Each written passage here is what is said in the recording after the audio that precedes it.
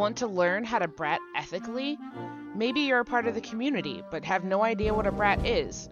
Or you might be a newbie kinkster and need some 101 tips.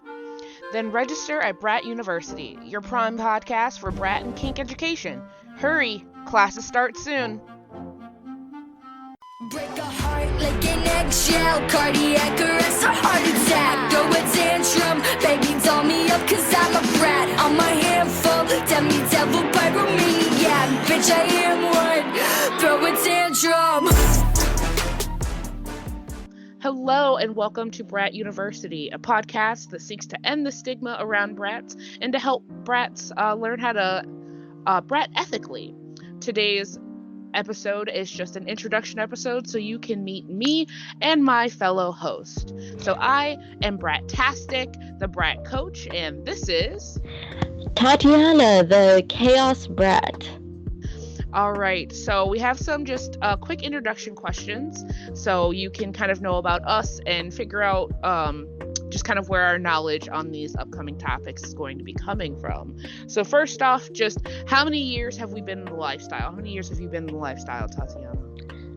It's a complicated answer, but I would definitely say it has been on and off since I was 18, so about 5 years. Okay.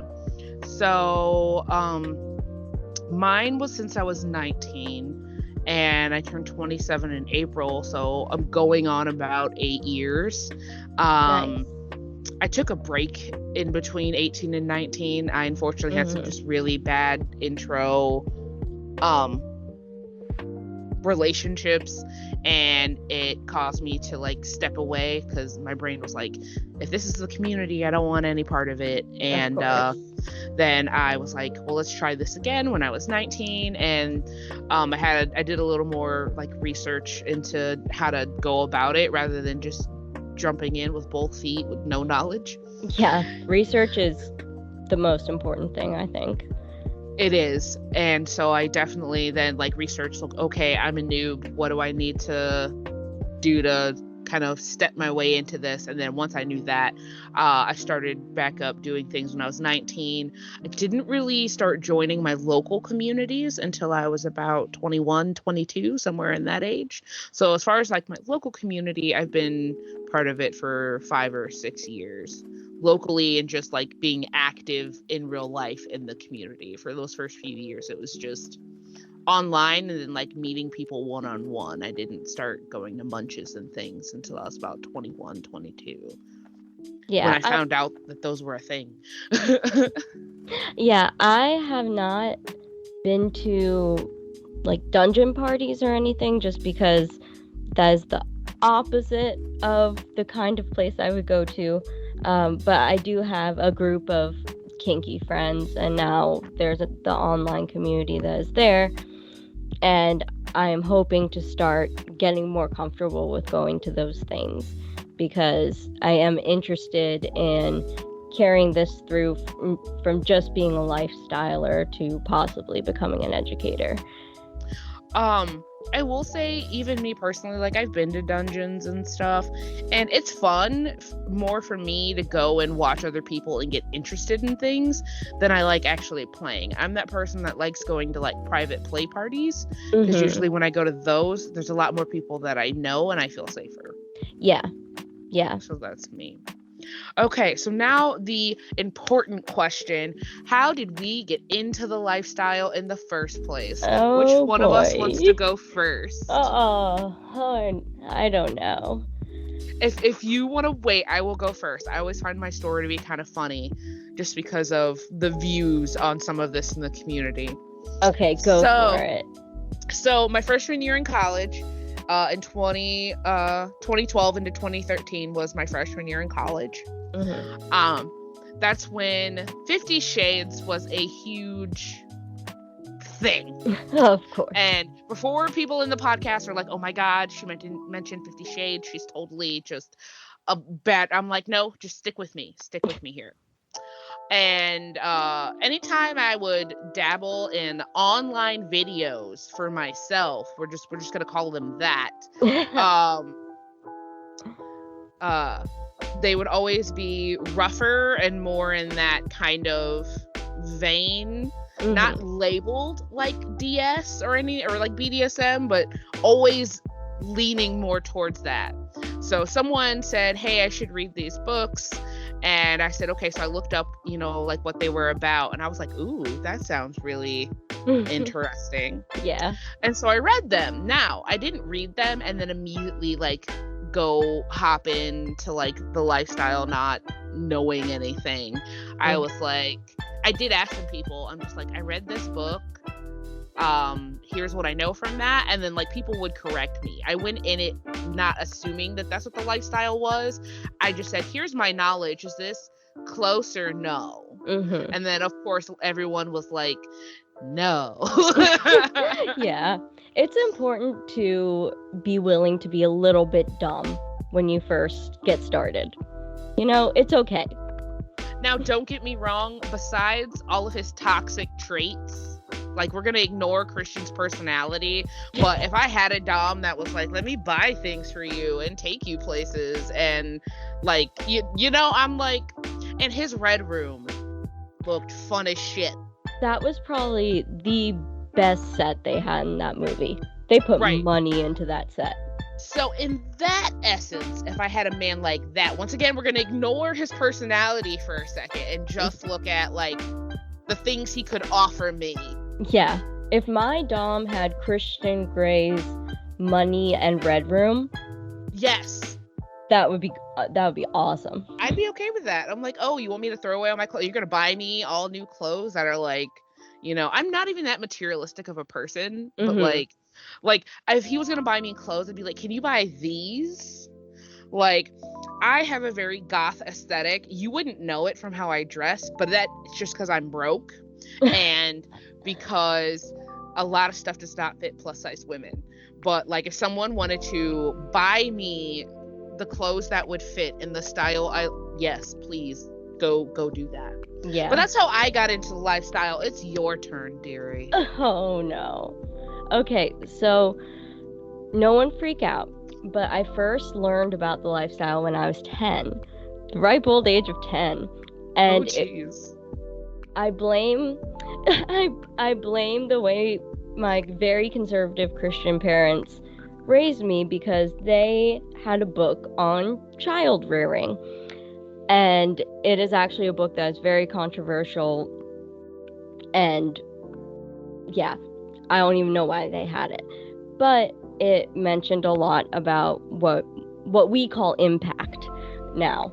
And so I started looking something up about it, because there was a word in the book I didn't know, and I was a nerd. So I looked it up. Somehow that led me on this internet path until I learned what the word erotic was, and then got carried through Wikipedia into erotic spanking and like impact play and all that kind of stuff. And I felt a certain way, but I didn't know how to describe it. I was like, I don't know how I feel about this, but I feel there was a weird feeling, Yeah. And it's then when you're 10 and you don't understand what sexual arousal is, but you're feeling sexual arousal. Yeah. I just felt this and I was like, huh? What's happening? Like, what is this? And also, like, why? And then I would kind of, look up stories about that kind of stuff on and off until when I was 15, 50 Shades came out. And so, of course, 50 Shades has to be involved. Of course. But I remember, hearing about it and all the hype around it, and I saw it everywhere. And from what I knew, I was like, this does not sound right. Not as in BDSM sounded wrong, but something about it seemed incorrect.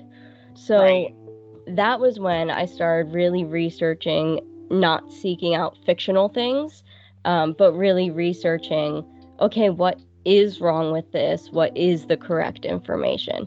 So I probably, from 15 to 18, it was mostly just me reading about everything and learning information until I started engaging in the lifestyle. Nice. I feel like anytime someone hears that like someone started with 50 Shades, they, kind of turn away for a second, and then but I'm like, no, keep listening. I feel like if anything, I'm not gonna say, and this might come off as a biased opinion, but I met more toxic doms that followed that book than I met toxic submissives. Same. I have met vanilla women who fantasize about it. Yeah. But then I've met, I don't want to even call them actual doms, but toxic doms who admire Christian Grey, which is so weird. The funny thing is, and I always say this to everybody, everyone focuses on Christian, but I'm like, Anna wasn't really awesome either. No. She went into this lifestyle. I remember there's this one scene in it where she wants him to punish her so she knows what it's like, and then gets mad at him for it. Yes. I'm like, bro, you asked for it. And I get, you might need a bit, but to completely be like, you're a monster, I'm just like...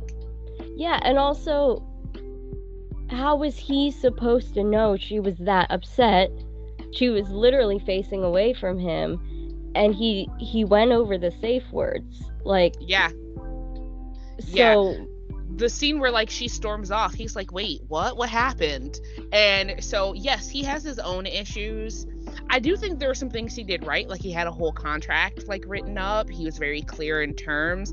The things I thought he was toxic was the insertion into her life and not letting her be her own person. That's that, and the whole, he was picking women that looked like his drugged out mother.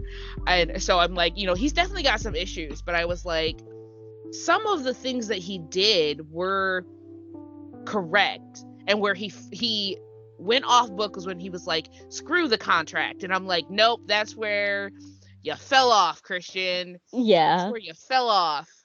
But I also did like she said that she had never had sex before, and he was like, okay, we're not gonna hop into kinky sex, and you've never had sex before, you don't even know what you like. Yeah. And so I was like, that's honestly a decent first step. If you've never done kink before, why would I just throw you in, or if you've never done, I never had sex before, to even know what you like, Yeah, absolutely. So not that I'm saying he's awesome or any of my listeners should go and emulate this man. I'm not saying that.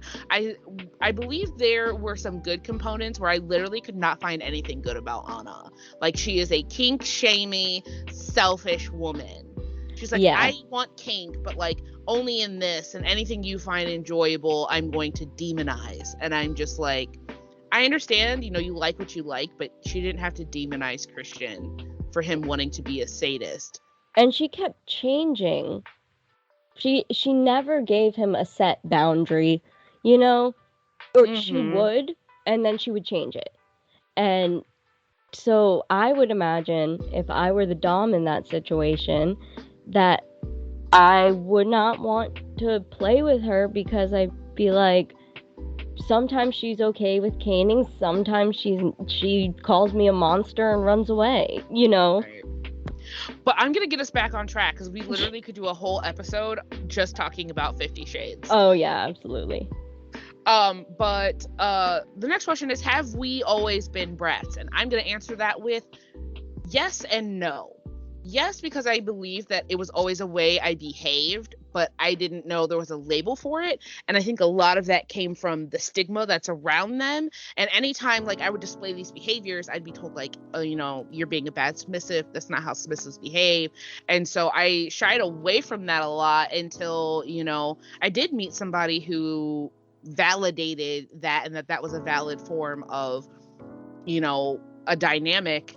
And so, no, initially I went from being just a submissive, and then someone letting me know, well, that's a very broad thing. Yeah. And then I worked on finding myself through that, and it's still even adding in currently. There are things that I didn't realize I enjoy. There are roles I didn't think I would enjoy.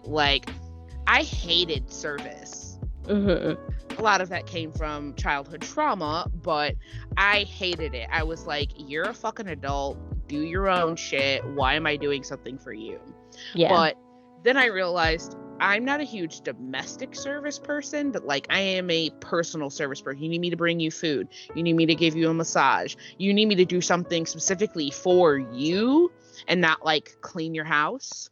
That was okay. So, it's ever evolving, but I would say Brat is definitely my biggest role. It kind of encompasses a lot of my other roles besides like service. I don't obviously brat while I'm doing that, but my little is very bratty. In my pet play, I'm very bratty. Like just even like I'm also a switch, so like even when I dom somebody, I like playing with brats. So Yeah. I like that back and forth. So was I always a brat? No, but it was something that I realized fit my personality very well. And now if anyone asks me what my role is, I will say I'm a sub-leaning switch and a huge brat. Yeah. I definitely knew I was a brat as soon as I learned the terminology. It just resonated with me immediately because I will describe myself as someone who has a bratty personality, which when I say that, I mean I'm more sassy, sarcastic, accidentally hurt people's feelings sometimes because I think we're all joking and having fun. I work on that though. Yeah, same. I really work on that, but I just in general have that kind of personality.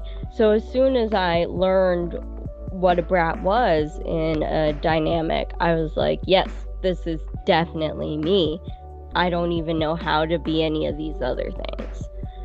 But since being in a dynamic, I would say I don't consider myself a service sub at all, to be honest. Okay. But I do have a good girl side, That's the closest we get.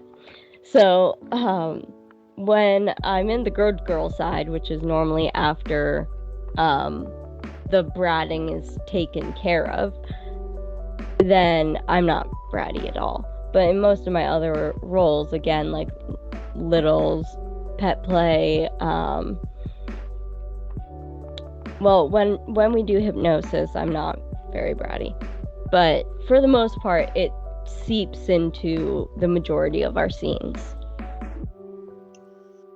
Okay, and last but not least, final question is, why do you identify as a brat? And like I said, I feel like it fits in a lot with my personality. I am not someone who likes to submit because you told me so. And this might be different for other brats, and this is kind of like a debated topic. I feel like bratting is, and I'm going to say this because I don't know another way to describe it, is like earning my submission. I'm like, if you want my submission, you got to work for it. But I also believe that in reverse, which is where I think like my service comes from, in a way is me like earning that. It's a back and forth. Like I'm going to do this for you, so you do this for me. Yeah. And like I said, I don't think everyone operates underneath that. And I am very upfront when I get in dynamics that I'm like that. Like, especially if you want me to do things that are not the top of my kink list, I'm just like, I'm going to need some incentive. So like with my current dom, there's some things that he likes from me that, once again, it's not that I don't like doing them. It's just they're not the tippy top of my list for me, but then I get rewarded with fun times later. And so, it's kind of that back and forth of stuff like that. And I think also I identify as a brat just because I'm a playful person. And I've seen like the slave role and like, the submissive that's just, the good girl, essentially, that's just like, I'm going to do what you told me to do because you told me to do it. And I'm just like, that is not me. Yeah. At all. And I think some of that is also rooted in my trauma because I had a very controlling dad. And so I'm like, no one's going to tell me what to do ever again in my entire life. I'm right there with you. Yeah. And just for any of my listeners, not everybody in the lifestyle is in the lifestyle or has kinks because of trauma. There is sometimes, there is science that says there is a link, but not everybody has that link. Oh, Some yeah. people are just kinky because they're kinky. So if you're listening to this podcast, do not get it twisted. Not everybody in the lifestyle has trauma. Yeah, for sure. I mean, I love hypnosis. That's a recent thing I've learned that I love, and is a pretty high up there kink for me. That has nothing to do with anything about me mentally being messed up. That's a stereotype that everybody just needs to let go of. Like my current dom, I won't say he has no trauma, because I feel like everybody does, just at different levels. But like, his trauma is nowhere near my level. I've had, adult trauma, childhood trauma, and a list of, diagnoses to go along with that. And he had a fairly good childhood, and I would say the only trauma he had is from past wives. Relationship trauma, but but I've just kind of got it across the gamut. Life decided to treat me special, apparently. Yeah. Same. Yeah, so I identify as a brat just because I've never enjoyed submitting for the sake of submitting. And like I said, my personality, much like you said, is very bratty, very sarcastic, and I don't want to have to tone that down in that part of my life, because that's what my natural personality is like. That is my go-to response for things. Yeah. It's great to have an outlet where you can just brat out as much as you want, or within boundaries and limits. And that your dom or your D-type, whatever, that they like it. Right. They're gonna punish you for it or punish you for it, but they still enjoy it. I have to be really careful with my dom, with my bratting, because he's not a huge fan of brats. I'm gonna say that right now. Now, okay, so our relationship, how it even started, was not in any way that I would advise somebody for that to go. I say the same thing. I did not follow my own advice. So we started playing years ago, and I threw out some things that I liked. He threw out some things that he liked, and we were playing. This time around, I was just living with him, and we would play occasionally, but I was literally just living in his house, and then that turned into a relationship. So then we felt we just know each other, and so we never really had that sit down discussing limits conversation, which once again I advise not to do. But our relationship started really, really weird. Yeah. It was never anything serious. It was a bunch of one-offs, and because of that, I never usually brat with someone that I'm doing one-offs with. I don't want to make their one-off difficult. But when it started to become a dynamic in a relationship, a lot of my brattiness appeared, and it would make him back off and not want to play, and I wasn't understanding why, and so we had to have a sit down and full-on discussion. But I'm allowed to be bratty within very, very small limits. I'm allowed to be sassy, but that's because he knows that that's part of who I am. I'm gonna sass back and be sarcastic, but when it comes to things I'm being told to do, malicious compliance is not a thing I'm allowed to do. Being bratty about whether I'm gonna do it or not is not something I can do. So I'm allowed to be bratty within limits, but I still feel like my personality is allowed to be there, and it's something that I really like. Yeah, we sat down and made rules that I could brat about and that I can't brat about.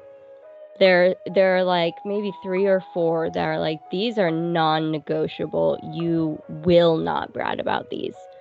And then the other ones are more, these do not cross limits, these do not cross boundaries.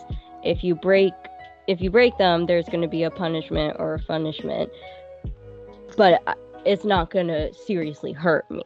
Because one time I did seriously hurt his feelings through bratting, and I felt so bad. I felt really, really bad, because that's never the point. Right. So I said after that, look, we need to come up with something so that doesn't happen again.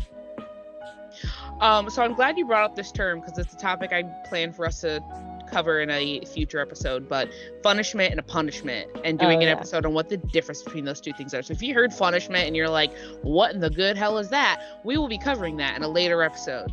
So yeah. But in the meantime, you can ask some other Bratz questions and get some research in before that episode shows up. But we will be covering that. I plan on covering brat terms, like some things that just exist, like the difference between a brat tamer and a brat handler. We're going to be discussing that too.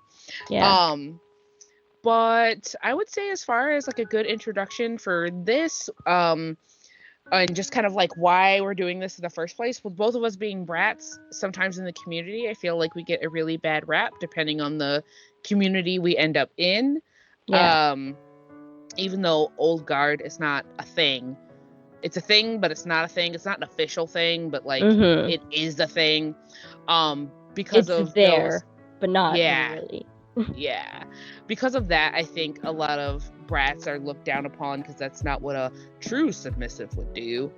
And so this podcast hopes to try and end that stigma a bit and let people that aren't brats get to know more about brats and where we fit in the community, but also to help people who are brats learn how to do so ethically, because I keep seeing a lot of things that pop up that are not. Like I made a few videos on TikTok and I had a couple people go like, that's not an okay thing to do, and I'm just like, no, it's not.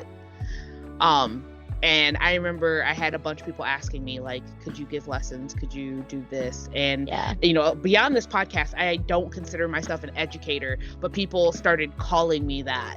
Like, I did not title myself an educator. Other people have. And I still, to this day, never title myself as an educator. Yeah. And that's why I go by the brat coach, because I'm like, I can coach you. Anyone can be a coach. I can give you advice. But, you know, I'm fallible.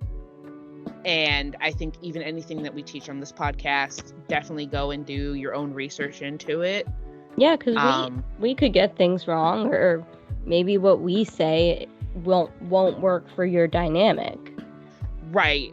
If I ever do say something on here and then like I learn later that it was wrong, I will make sure that I clarify that, like, oh, hey, this is not actually a good thing. I will always make sure to correct myself, but you know, I do research into anything that like I talk about, even bratting. I've done deep research into that. I haven't gone to classes or anything on it because there aren't any, and that's another reason I started this podcast. I was like, there are no resources for brats to go and learn how to brat ethically. I don't like using the word properly because there's no one true way to brat. No, absolutely not. But ethical is something everybody can do. So that is another point of this podcast. I want people to use this as a resource and for brats to have somewhere to go and get information, especially from two people who identify as a brat. I think that is something that I wish I had and I didn't. So I want to same. Be that. I remember seeing maybe 2 10-minute long YouTube videos about bratting. And that's it. It's becoming more prominent now, and while we are definitely not accepted, I would say in the wide variety, it's becoming a more accepted thing. And I feel like that has a lot to do with like the TNG generation, like, you know, yeah, for sure, coming up and coming into kink. And for those of you that, you know, think TNG, like that is an age bracket, but I've also seen it used as just like a mindset as well. So I personally use it in the sense of like a mindset, like the way kink has progressed rather than staying in the quote unquote old guard way of viewing things. Yeah. I don't. It's like a different era almost. There we go. That's what I was looking. I couldn't find the word for what I was looking. I was thinking genre, but I was like, that's not right. Yeah. But era would be a really good way. So before we go off on any more tangents, I think this is a great spot to end today's episode. Hopefully You got to know us a little bit, and I'm super excited to dive into some topics. If you want to find us, we are on the Twitters and we are on TikTok at Brat University Podcast. You can leave questions, comments, anything you might want us to cover on future episodes. We welcome it. Absolutely. No questions or dumb questions. Exactly. No questions or dumb questions. All right. Thanks for listening, everybody. Thank you. I hope you are back for the next episode.